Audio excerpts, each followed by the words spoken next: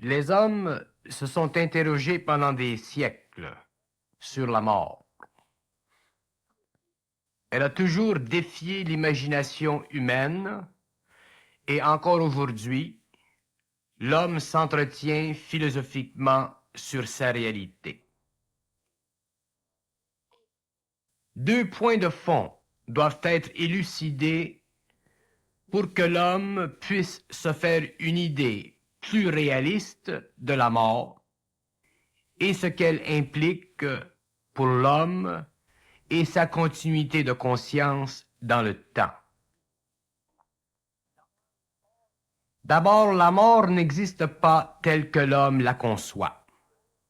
Lorsqu'il est dans la chair, c'est-à-dire lorsque son esprit n'est pas dans la liberté de se séparer de son corps matériel.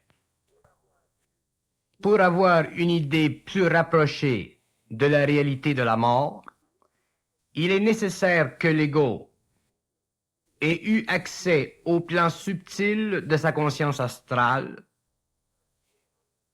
car c'est de cette expérience que la mort lui apparaîtra le plus réel, le plus vif, dans ce sens que, ayant délaissé temporairement son corps physique par le biais d'un autre véhicule, son esprit pourra un peu sentir l'allègement que cause la séparation d'avec le corps matériel. Le corps matériel est une réalité extrêmement perfectionnée et qui se vit de toute l'énergie des corps subtils. Car pour que fonctionne bien ce véhicule, les corps subtils de l'homme doivent être engagés dans leur quasi-totalité pour que fonctionne ce corps d'une façon parfaite. Tant que l'homme n'a pas vécu l'expérience d'une conscience partiellement extracorporelle, il lui est difficile de comprendre jusqu'à quel point le corps matériel utilise l'énergie des corps subtils pour survivre et jusqu'à quel point les émotions ou sa conscience astrale servent de lien entre son esprit et son corps matériel. En effet, les émotions humaines sont des forces de basse vibration, mais très puissantes, qui soudent l'esprit de l'homme à son corps physique. C'est pourquoi, la nuit, alors qu'il se retire sensoriellement de l'activité journalière, alors que ses émotions se relâchent, il tombe dans une sorte d'inconscience que l'on appelle le sommeil. Le phénomène de la mort a été amplifié dans la conscience humaine à cause des émotions de plus en plus complexes de l'homme.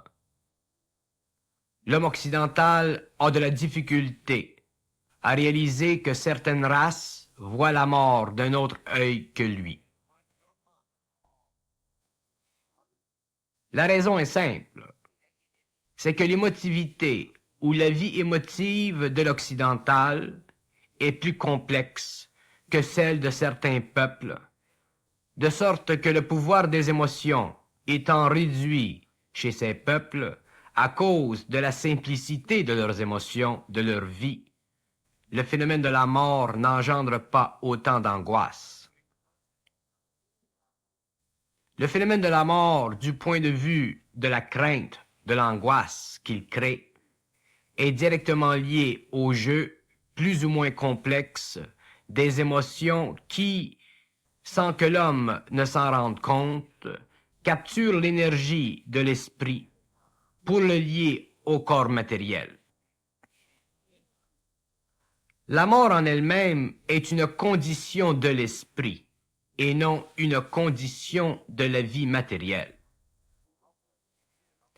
Nous croyons qu'elle est une condition de la vie matérielle car l'esprit de l'homme n'a pas atteint sa pleine maturité,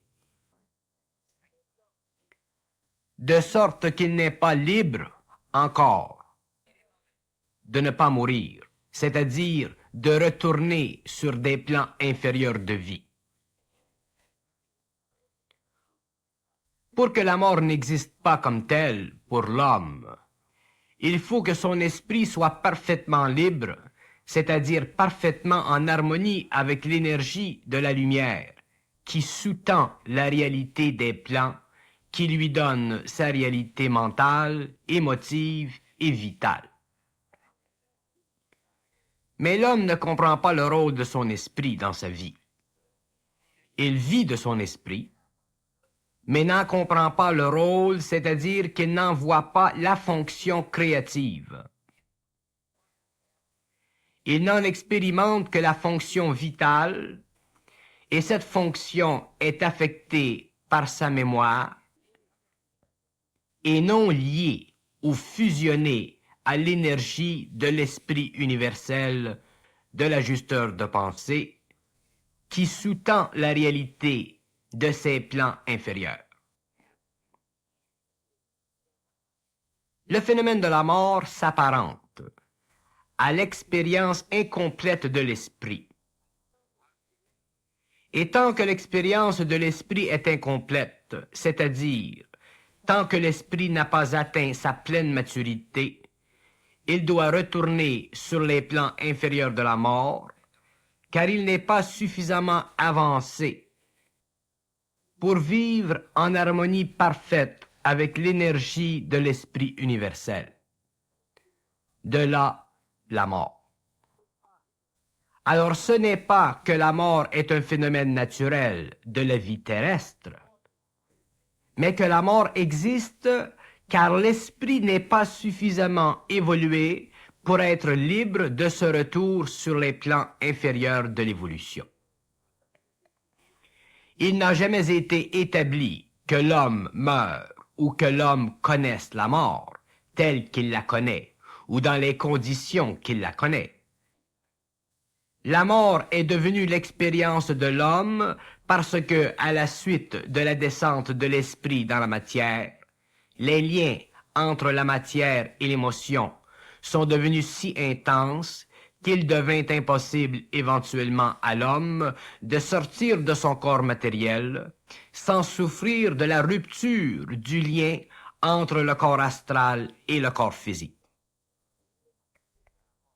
Le phénomène de la mort, tel que vécu aujourd'hui par l'homme moderne, est plus difficile psychologiquement que par les époques révolues, car il est devenu presque impossible à l'homme de se détacher de la valeur de la forme de plus en plus progressive de sa civilisation. De sorte qu'un plus grand lien émotif s'est développé entre l'esprit et la matière par le biais du corps astral. Ce phénomène découle du fait que plus le corps astral est engagé dans l'expérience matérielle, plus il est difficile à l'esprit de transférer son énergie sur un plan où l'expérience de la mort n'existe pas telle que nous le connaissons aujourd'hui. La mort ou l'expérience de la mort est toujours proportionnelle psychologiquement à l'idée qu'on se fait d'elle. Mais sa réalité est tout autre chose. La mort n'est que le retrait de l'esprit de son véhicule matériel, un peu comme dans le sommeil, avec cette différence que dans le sommeil, le corps astral demeure lié au corps matériel et que dans le sommeil, le corps astral ne se retire pas suffisamment dans la pénombre de la mort pour que le mortel puisse y retrouver les êtres chers qui ont déjà passé au-delà du seuil de la mémoire humaine. Pour bien comprendre la mort, il faut réaliser que la mémoire humaine, telle que nous la vivons, est séparée du plan éthérique, c'est-à-dire qu'elle est libérée du double éthérique. Et lorsque la mémoire est libre du double éthérique, la mémoire devient la mort. La mémoire est la mort. Autrement dit, la mort, c'est la séparation de la mémoire humaine du double éthérique, point final. Pour qu'un esprit soit bien dans la mort, il faut que sa mémoire soit parfaitement séparée du double. Alors son corps astral, siège des émotions, et son corps mental, siège de ses pensées, retournent sur leurs plans respectifs. La conscience de l'homme, du mortel, n'est pas dans sa mémoire, mais sur le plan mental. La mémoire n'est qu'un outil de sa conscience, lui permettant de réaliser son existence.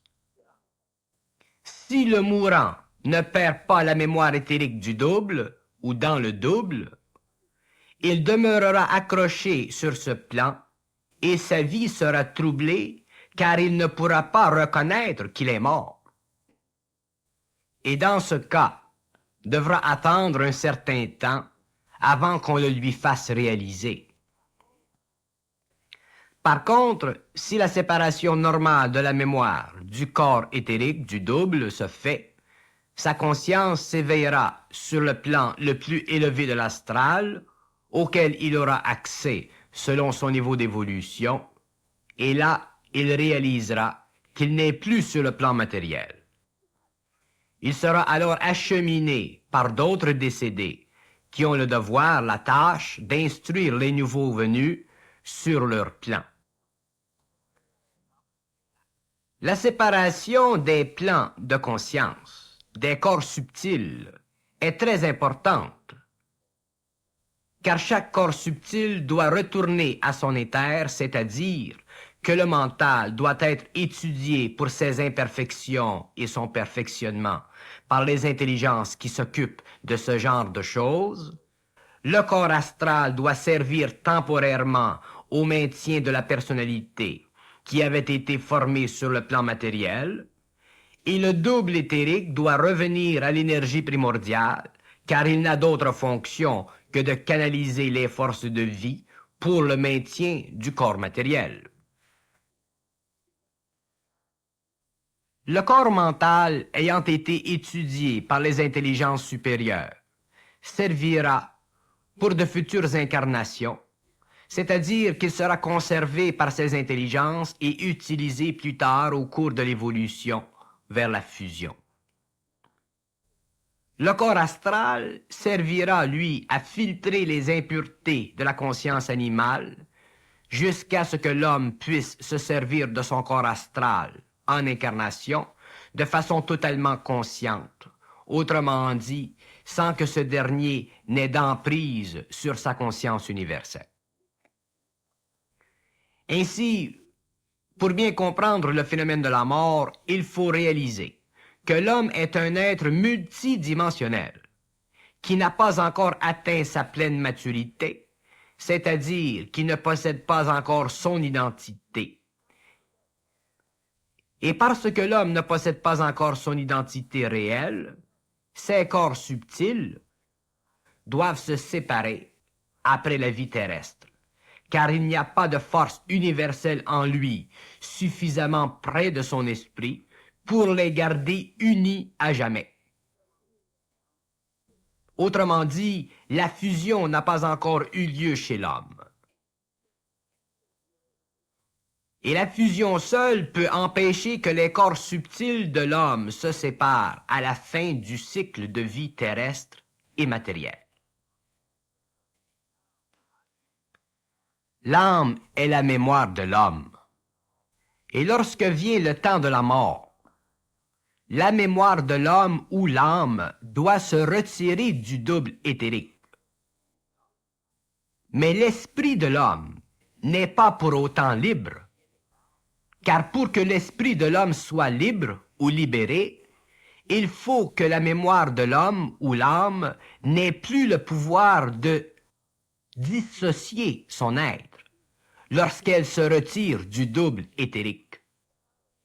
Autrement dit, tant que la mémoire de l'homme, l'âme, sera la force en lui qui occupe le double éthérique, l'homme n'aura pas accès à son identité, c'est-à-dire que ses corps subtils devront se séparer les uns des autres lorsque la mémoire ou l'âme aura laissé l'enveloppe du double éthérique. Un jour, cette force, cette mémoire, cette âme devra être remplacée dans le double éthérique par une autre force, l'ajusteur de pensée. Et la fusion que créera cette nouvelle condition de l'homme créera le corps morontiel. C'est en fait que le double éthérique de l'homme est élevé vibratoirement à un statut universel. Le phénomène de la mort ne peut être bien compris que si l'on reconnaît le rôle de la mémoire, le rôle de l'âme dans l'initiation planétaire. Or, l'initiation planétaire veut dire que tous les hommes doivent évoluer vers une condition de plus en plus favorable à la fusion éventuelle. Or, la fusion éventuelle du mortel requiert que la mémoire, que l'âme, puisse un jour cesser d'être le point de repère pour toute activité quelconque de l'esprit humain, c'est-à-dire que l'esprit ne soit plus régi par cette mémoire, mais par un esprit supérieur avec lequel il est en harmonie parfaite, c'est-à-dire en fusion. À partir de ce moment, dans l'évolution de l'homme, la mémoire ne servira plus, c'est-à-dire que l'âme n'aura plus sa place dans la conscience humaine, c'est-à-dire que l'expression de l'homme deviendra finalitaire, c'est-à-dire que l'homme aura atteint le stage d'être morontiel, c'est-à-dire, encore une fois, qu'il ne sera plus sujet aux lois planétaires de l'initiation, qu'il ne sera plus obligé d'apprendre par expérience, car son double éthérique sera devenu un corps universel qui lui permettra alors de contrôler la nature. Et si l'homme a le contrôle sur la nature inférieure, cette dernière ne peut plus être pour lui un champ d'expérience aveugle où ses corps subtils subissent une initiation quelconque pour se parfaire. La fusion est l'état finalitaire de l'homme, la condition universelle de l'homme, et il ne peut plus alors subir la mort. Le phénomène de la mort est une condition inférieure de l'évolution. La mort, telle que vécue et expérimentée par l'homme, démontre le rôle puissant de sa mémoire et l'impuissance de la lumière en lui. Si la lumière descendait ou pouvait descendre et unir tous ses plans, tous ses principes humains, il serait libre de cette mémoire. Mais pour être libre de sa mémoire, il doit préparer son corps mental et son corps astral alors qu'il est dans la matière, car après la mort, il est trop tard. Lorsque l'homme meurt et que ses corps subtils se séparent, il ne reste plus de personne humaine. La personnalité demeure, car la mémoire continue à exercer sur le plan astral son influence, de sorte que la personnalité, avec toutes ses couleurs, demeure active, non pas sur un plan matériel solide, à travers un corps physique solide, mais sur un plan qui convient à sa mémoire, c'est-à-dire sur le plan astral. Car la personnalité de l'homme sur la terre est construite des impressions astrales et de la mémoire de ces impressions. Lorsque l'homme sera plus évolué, lorsqu'il aura pleinement développé son corps mental, c'est-à-dire lorsque son esprit sera en harmonie avec l'esprit universel, il pourra jouir après l'expérience physique, matérielle, non pas de sa personnalité inconsciente, dont la mémoire ou l'âme continuait par le passé l'expression de sa personnalité sur le plan astral, mais jouira de sa conscience mentale pure, c'est-à-dire qu'au lieu de vivre sur le plan de la personnalité c'est-à-dire sur le plan des impressions ou influences astrales. Enregistré par sa mémoire d'âme, il vivra sur le plan de sa conscience mentale pure, non pas sous le contrôle de la mémoire d'âme, mais à cause de son lien de fusion avec l'esprit, sur le plan de l'esprit. De sorte qu'il n'aura plus de personnalité inconsciente, c'est-à-dire que sa personnalité inconsciente ne contiendra plus d'éléments animaux, il aura une personnalité réelle, c'est-à-dire qu'il aura sa réelle identité. Doté de sa réelle identité, le plan mental qui sera le plan de sa conscience lui donnera libre accès au plan matériel ou au plan éthérique de la matière, et c'est par le corps éthérique élevé au statut universel du corps morontiel, ou corps éthérique uni à l'esprit, que ceci sera possible. Alors l'homme, qui sera universel, vivra son identité sur le plan mental supérieur, et n'étant plus sujet au cycle de vie et de mort, pourra descendre dans la matière, en se servant d'un corps subtil qui ne sera plus une demeure pour la mémoire d'âme, mais un véhicule pour l'esprit fusionné de l'homme. Le rôle et la compréhension parfaite de la personnalité est importante pour l'homme, car la personnalité de l'homme inconscient, non fusionné, est toujours astrale.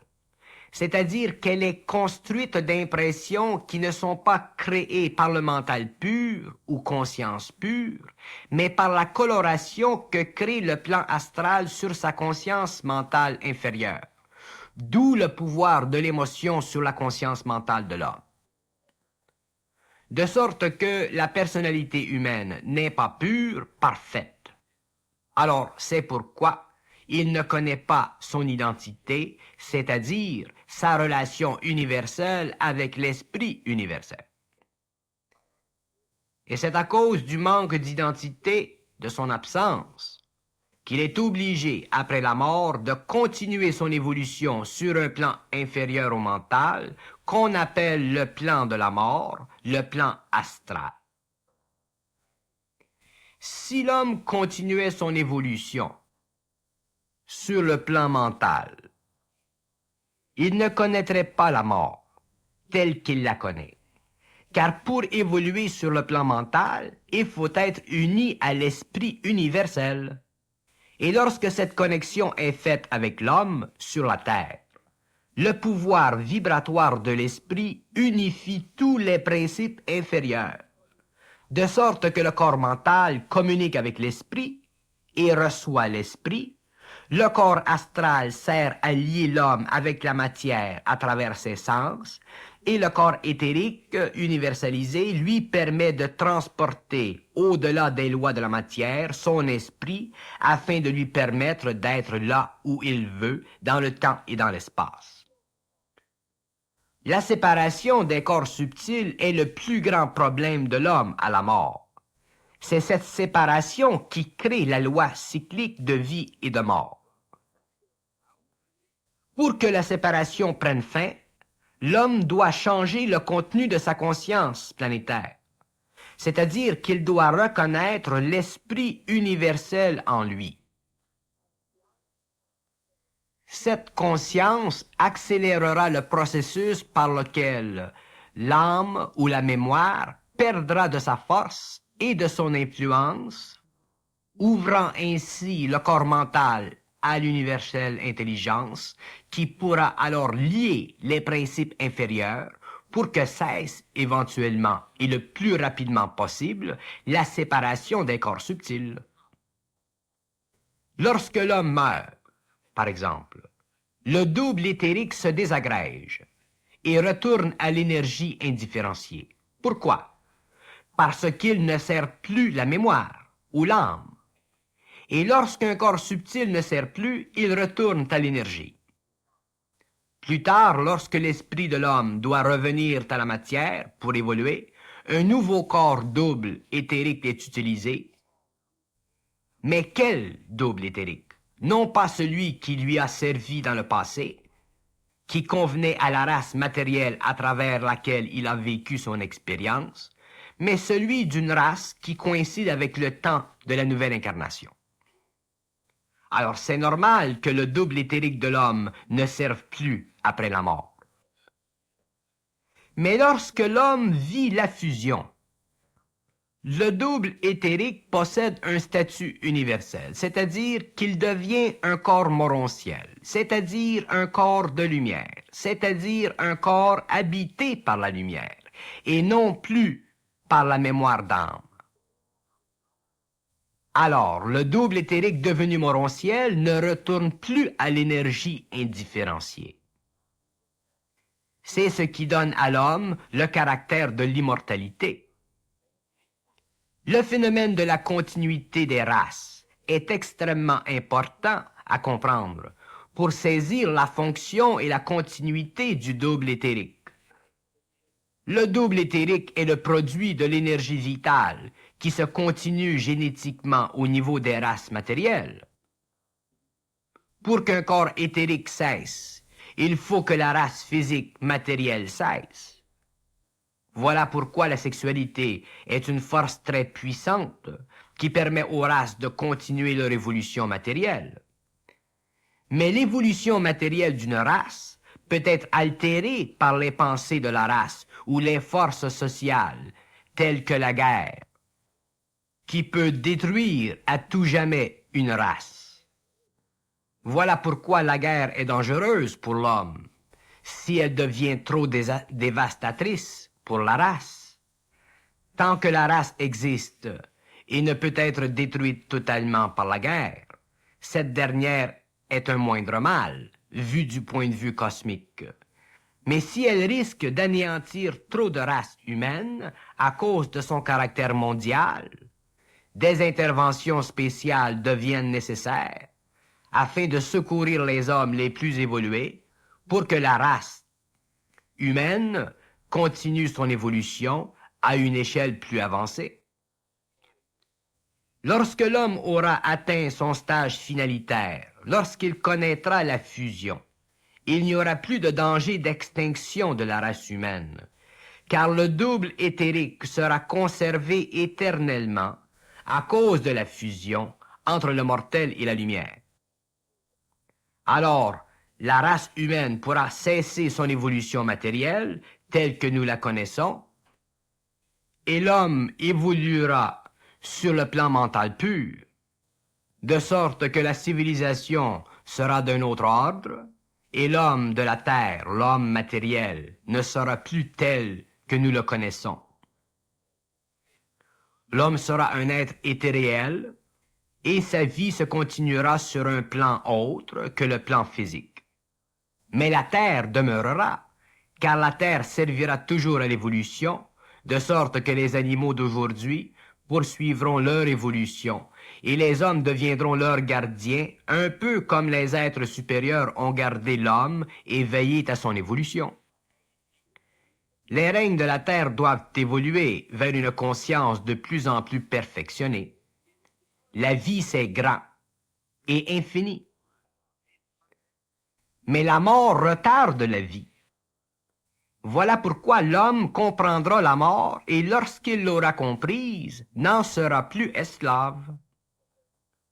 Lorsque l'homme meurt et que ses corps subtils se séparent, son corps astral qui réfléchit sa personnalité humaine inconsciente continue à évoluer, c'est-à-dire que cette partie de lui-même continue à travailler à son évolution, comme l'homme le faisait sur la terre.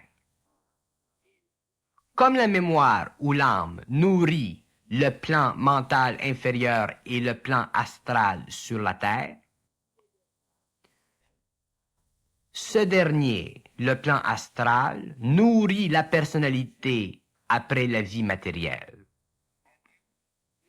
De sorte que le mort, au lieu de vivre, ne fait que répéter ce qui a déjà été vécu. S'il a bien vécu, il répétera ce qu'il a bien vécu. S'il a mal vécu, il répétera de même. car il n'y a pas d'intelligence sur le plan astral. Il n'y a que des impressions provenant, enregistrées dans la mémoire d'âme.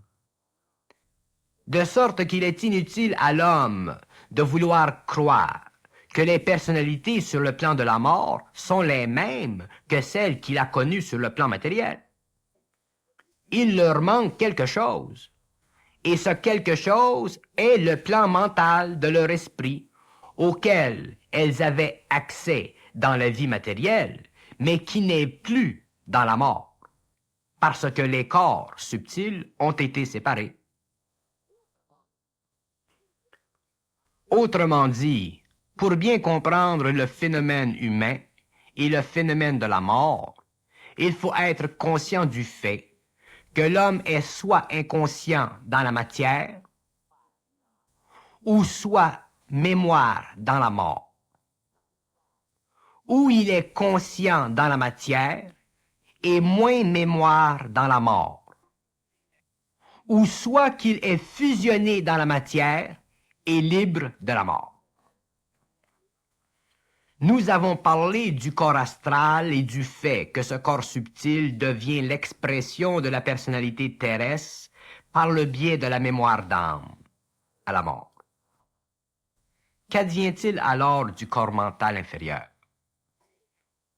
Le corps mental inférieur étant un corps supérieur et non un corps animal, tel que le corps astral, ce dernier est conservé dans les archives universelles, c'est-à-dire qu'il est maintenu intact par les ajusteurs de pensée qui s'occupent d'en étudier l'évolution, afin de pouvoir continuer leur service de descente dans l'homme par ce corps lorsqu'une nouvelle descente dans la matière sera effectuée. Et l'âme, elle, que vient-elle faire dans tout cela? Eh bien, l'âme, qui est une mémoire, est conservée, fait partie de la conscience astrale, ou la personnalité astrale, ou la personnalité du décédé. C'est-à-dire que le corps astral et toutes les impressions qu'il a enregistrées au cours de la vie terrestre sont imprimées en lui. Ceci ne veut pas dire que la mémoire ou l'âme est la conscience astrale, mais que la mémoire après la mort se situe, s'arrête sur le plan astral, comme elle se situait pendant la vie sur le plan éthérique. La mémoire ayant été déplacée sur un plan supérieur, le plan astral après la mort, elle a plus de pouvoir sur la personnalité, car alors qu'elle était sur le plan éthérique, le corps mental pouvait se soustraire de son influence s'il était suffisamment évolué, par exemple, pour communiquer avec l'ajusteur de pensée. Mais dès qu'advient la mort et que le corps mental retourne sur son plan, la mémoire est en puissance totale, c'est-à-dire que la personnalité ne peut rien contre elle, c'est pourquoi le décédé est totalement prisonnier de la mémoire d'âme, même s'il a beaucoup évolué au cours des âges passés. Car ce qu'il aura appris sera toujours conditionné par la mémoire, et non par l'intelligence universelle avec laquelle il ne peut établir un lien total que lorsqu'il est revenu dans la matière et que la mémoire n'est plus dans le double éthérique, et que ce dernier est habité par la lumière de l'intelligence. À partir de ce moment, un lien étroit existe entre le plan mental supérieur et le double éthérique qui est devenu morontiel. À partir de cette étape de l'évolution, la mémoire d'âme ne sert plus l'homme, et c'est pourquoi nous disons que le corps astral est parfait, c'est-à-dire qu'il n'est plus soumis aux lois de l'involution. Le mal devient impossible et l'homme devient créateur. Il faut comprendre que le corps astral est le corps animal de l'homme, c'est-à-dire que le corps astral est celui qui sert l'homme dans le monde des sens. Et comme l'homme n'est pas encore universalisé sur la Terre, son corps astral accumule constamment des impressions de basse vibration. De là la possibilité du mal planétaire. Lorsque l'homme sera universalisé, son corps astral sera purifié, décontaminé, et alors ce corps lui servira créativement sur le plan matériel. La compréhension du phénomène de la mort est extrêmement importante pour l'homme, car dès qu'il comprend la mort, sa mémoire subit un choc vibratoire, car elle perd de son pouvoir sur le corps astral. Et cette perte de pouvoir sur le corps astral de l'homme permet à l'esprit de pénétrer encore plus l'esprit de l'homme ou le corps mental de l'homme. Lorsque le corps mental est allégé vis-à-vis le phénomène de la mort, l'expérience de l'esprit se transforme plus rapidement et ceci entraîne une transformation de la conscience astrale. L'homme est un être qui a oublié la mort et ses expériences antérieures. Cette perte de mémoire lui enlève la mesure de lui-même. Mais il doit aussi réaliser que ce n'est pas la mesure passée de lui-même qui compte, mais la mesure de lui-même en fonction de la pénétration de l'intelligence universelle ou de l'esprit universel en lui.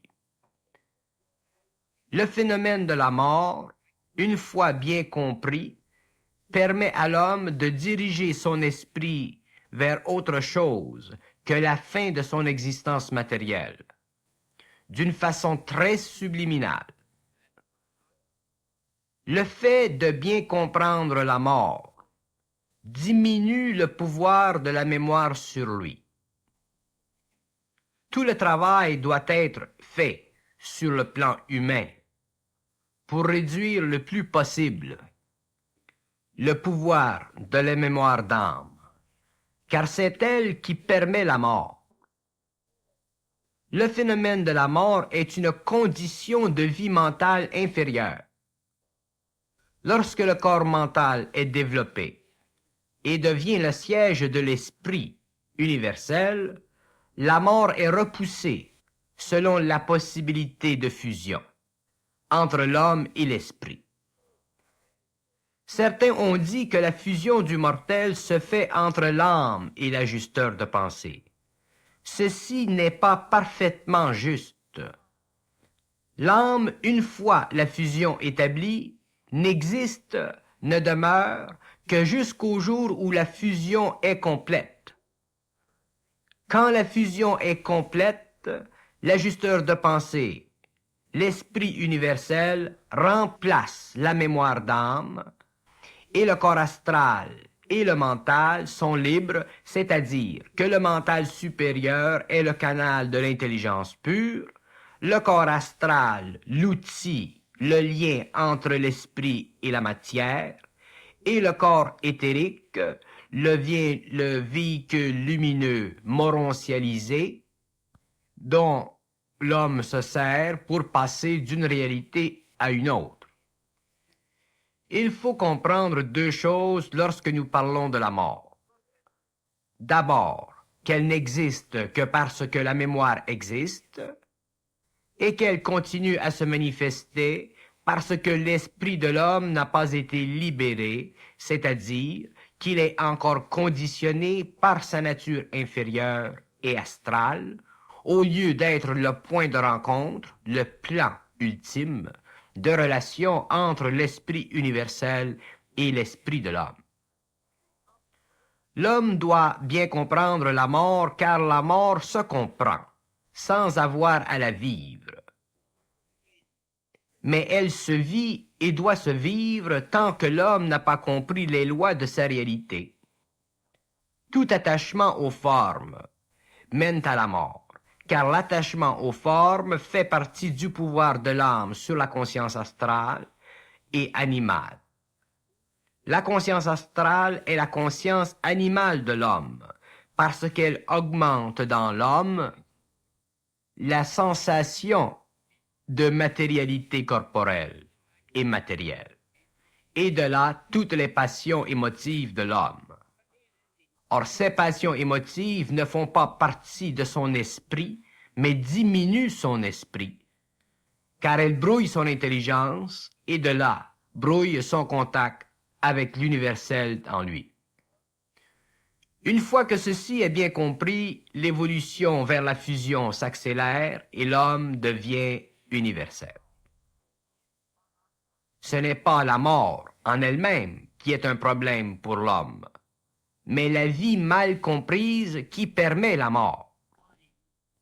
Si nous considérons que l'homme est un être multidimensionnel, qui doit être unifié dans ses principes, nous voyons que la mort empêche cette unification de ses principes, de son être, et c'est pourquoi sa conscience n'est pas continue et créative. On a beaucoup réfléchi sur la mort, mais au lieu de l'abolir, on en a écrit de grandes pages poétiques et philosophiques, et le cycle continue. La mort s'éliminera graduellement de la surface de la Terre, individu par individu.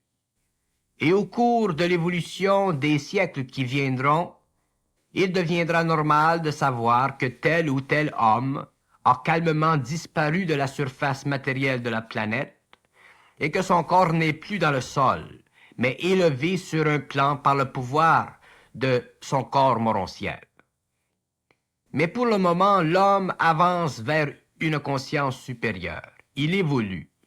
Et même s'il doit mourir, car la fusion n'est pas dans son temps, il retournera sur le plan de la mort, enrichi dans sa mémoire, et avec un esprit plus libre, plus perfectionné, afin que dans le prochain cycle, il puisse être cette fois plus facile à l'ajusteur de pensée de fusionner avec lui.